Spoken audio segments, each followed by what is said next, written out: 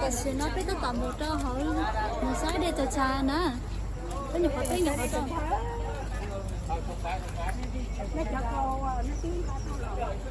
nó tiếng mà lên nó lên rồi biết một sáng đi từ cha cho nên sau đó nó biết một sáng thế. Cái món nó thì cái gì đấy sao? Ta chỉ nói chỉ biết tất cả những cái đây từ đây chờ trà lại. Nói là từ đây chờ trà bản dốc. Bộ giống đầu tiên là nhớ là có cái lúc nào mà lần nào chế tới đây nâng tao thế giống đâu đi nói giờ.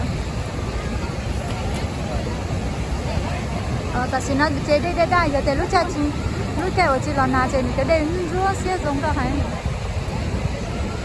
Sao ở biết bỏ tiền nó chỉ giờ số tế là nó. Nó tao nó giờ nhớ là